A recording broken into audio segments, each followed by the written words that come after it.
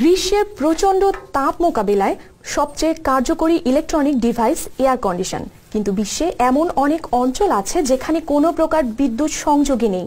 গ্রীষ্মে তাদের দুর্বিষহতার কথা চিন্তা করে বাংলাদেশের এক উদ্ভাবক আবিষ্কার করলেন পরিত্যক্ত বোতল দিয়ে এসি, যা মুহূর্তেই ঘরের তাপমাত্রা 5 থেকে 10 ডিগ্রি সেলসিয়াস পর্যন্ত কমাতে সক্ষম।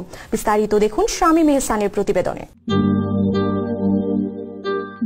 বাংলাদেশের রাজবাড়ী জেলার দৌলতদিয়া, এখানে কোনো প্রকার বিদ্যুৎ সংযোগ ছাড়াই বসবাস করেন প্রায় 28,000 মানুষ।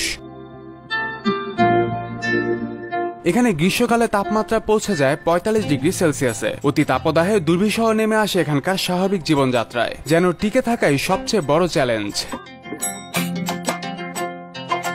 এই অবস্থা থেকে পরিত্রাণ পেতে এক অভিনব পদ্ধতির উদ্ভাবন করলেন বাংলাদেশের একটি বিজ্ঞাপনী সংস্থার কর্মরত আশিস পাল। তিনি প্লাস্টিকের বোতল দিয়ে অতি অল্প খরচে উদ্ভাবন করলেন বিদ্যুৎবিহীন ও পরিবেশ বান্ধব এসি। তিনি এর নাম দিয়েছেন ইকোকুলার। এটি উদ্ভাবনের পেছনের গল্প তার মেয়ের বিজ্ঞান শিক্ষকের একটি ব্যাখ্যা। মুখের সামনে হাত রেখে বড় হা করে ফু দিলে আমরা গরম বাতাস অনুভব করি, কিন্তু একটু শুরু করে বাতাস ছাড়লে তাতে আবার শীতলতা অনুভব করি।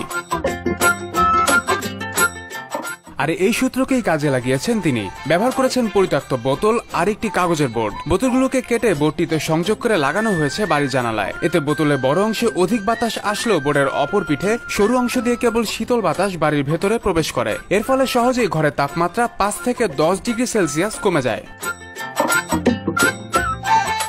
রাজবাড়ীর দৌলতদিয়ায় প্রায় প্রতিটি ঘরেই এখন ব্যবহৃত হচ্ছে এই ইকোকুলার। দেশব্যাপী গ্রীষ্মের তাপদাহ থেকে মানুষকে কিছুটা স্বস্তি দিতে কল্যাণমূলক কাজের অংশ হিসেবে অনেক গ্রামে ইন্টেল এবং গ্রামীণের যৌথ প্রচেষ্টায় চলছে এই এয়ার কুলার তৈরির প্রশিক্ষণ এবং বিনামূল্যে বিতরণ।